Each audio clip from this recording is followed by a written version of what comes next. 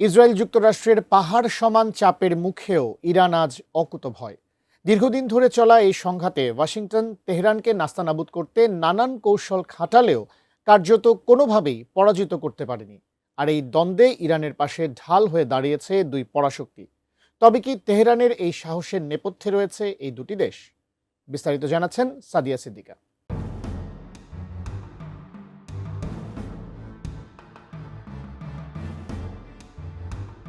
মধ্যপ্রাচ্যের তপ্ত ভূ রাজনীতিতে ইরান আজ আর বিশ্বমঞ্চে একা কোনো শক্তি নয়। দেশটির পেছনে চীন ও রাশিয়ার মতো পরাশক্তিরা এখন ইসরায়েল ও যুক্তরাষ্ট্রের আগ্রাসন ঠেকাতে এক অভেদ্য ঢাল হয়ে দাঁড়িয়েছে। মধ্যপ্রাচ্যে ইসরায়েলের বেপরোয়া মনোভাব আর যুক্তরাষ্ট্রের আধিপত্য বিস্তারের চেষ্টাকে রুখে দিতে বেইজিং ও মস্কো একজোট হয়ে যে শক্তিশালী প্রতিরোধ বলয় তৈরি করেছে তা কোনো সাধারণ সমর্থন নয়, বরং ওয়াশিংটনের বেসামাল হুমকির বিরুদ্ধে এক সুপরিকল্পিত কৌশল।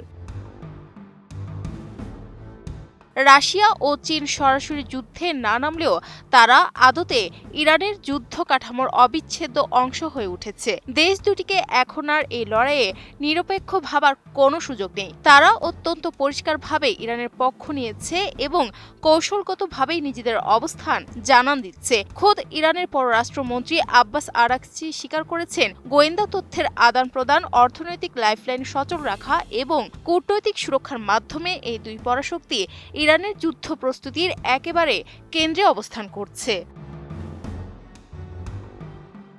আধুনিক যুদ্ধের সংজ্ঞা বদলে দিয়ে তারা প্রমাণ করেছেন যে কেবল সেনা পাঠিয়েই যুদ্ধ হয় না, বরং ভয়াবহ চাপের মুখে একটি রাষ্ট্রকে টিকিয়ে রাখার সক্ষমতা তৈরি করে দেওয়াটাই এখনকার সময়ের সবচেয়ে বড় রণকৌশল।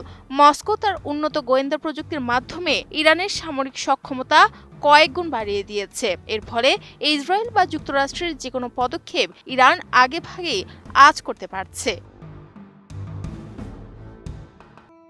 বেশি বেশি গোল্ড কিনে হাফ গ্রাম গোল্ড বার জিতে নিন প্রতিদিন। অন্যদিকে বেইজিং নিশ্চিত করেছে ইরানের অর্থনৈতিক ভিত। মার্কিন নিষেধাজ্ঞা সত্ত্বেও ইরানের অর্থনীতি যে ভেঙে পড়েনি তার প্রধান কারণ চীনের সাথে তেহরানের নিরবচ্ছিন্ন বাণিজ্য। বিশ্ব এখন এক মেরু থেকে বহুমেরুর দিকে ঝুঁকছে, যেখানে ওয়াশিংটনের একক দাপট আর আগের মতো কার্যকর হচ্ছে না। পশ্চিম এশিয়ায় যুক্তরাষ্ট্রের একচ্ছত্র আধিপত্য ঠেকাতে রাশিয়া ও চীন ইরানকে একটি অপরিহার্য শক্তি হিসেবে টিকিয়ে রাখতে বদ্ধপরিকর। এই নতুন বিশ্ব ব্যবস্থায় যুদ্ধের ময়দান এখন আর শুধু মানচিত্রের কাঁটাতারে সীমাবদ্ধ নেই, এটি এখন ছড়িয়ে পড়েছে স্যাটেলাইট সিস্টেম, আর্থিক লেনদেন আর জ্বালানি বাণিজ্যে। যুক্তরাষ্ট্র ও ইসরায়েল চাইলেই এখন ইরানকে মানচিত্র থেকে মুছে দিতে পারবে না, কারণ ইরানের টিকে থাকা এখন চীন ও রাশিয়ার বৈশ্বিক স্বার্থের সাথে আষ্টে পৃষ্ঠে মিশে গেছে। ওয়াশিংটন এতদিন সামরিক ও অর্থনৈতিক শক্তির দাপটে বিশ্ব শাসন করলেও এখন তাদের প্রতিটি পদক্ষেপ নিতে হচ্ছে হিসেব কষে। রাশিয়া ও চীন সরাসরি যুদ্ধে না জড়িয়েও ইরানের সক্ষমতা বাড়িয়ে দিয়ে যুদ্ধের গতিপথ নিয়ন্ত্রণ করছে। Sadia Siddika, ATN news.